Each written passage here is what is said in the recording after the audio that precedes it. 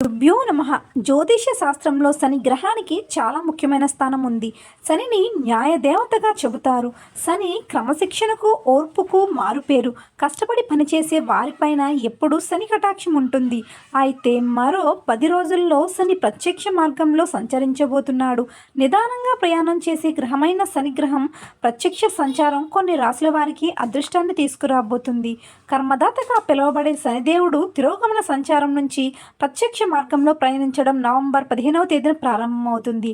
ఎప్పుడైతే శని ప్రత్యక్ష మార్గంలో సంచారం మొదలు పెడతాడో అప్పుడు ఏలినాటి శని ప్రభావం ఉన్న రాశులపైన ఆ ప్రభావం తగ్గుతుంది.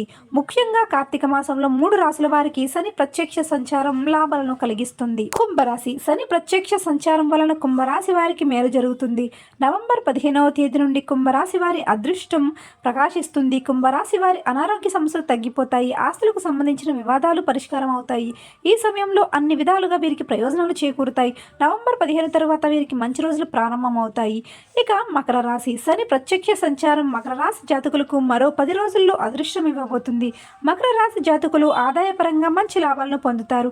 ఏ పని చేసినా లాభాలు వస్తాయి. కోర్టు కేసుల్లోనూ ఉపశమనం లభిస్తుంది. ఊహించని ఆర్థిక లేదా ఆస్తి లాభాలు కలిగే అవకాశం ఉంది. మరో 10 రోజుల్లో శని ప్రత్యక్ష సంచారం కారణంగా మకర రాశి జాతకులు అన్ని విధాల అదృష్టవంతులుగా మారతారు. ఇక తదుపరి వృషభ రాశి. వృషభ రాశి జాతకులకు శని ప్రత్యక్ష సంచారం సానుకూల ఫలితాలను ఇస్తుంది. ఈ సమయంలో వృషభ రాశి జాతకులు ఆర్థిక ప్రయోజనాలు పొందుతారు. సమాజంలో గౌరవ మర్యాదలు లభిస్తాయి. ఉద్యోగాలు చేసేవారికి కూడా పురోగతి కనిపిస్తుంది. ఇది వృషభ రాశి వారికి అదృష్ట సమయం అని చెప్పవచ్చు. సో ఫ్రెండ్స్, విన్నారుగా మరి కార్తీక మాసంలో శనిదేవుడు ఈ రాశుల వారికి చేసే మేలు. ఇలాంటి మరిన్ని ఆధ్యాత్మిక విషయాల కోసం మన ఛానల్ని సబ్స్క్రైబ్ చేసుకుని చూస్తూనే ఉండండి. ధన్యవాదాలు.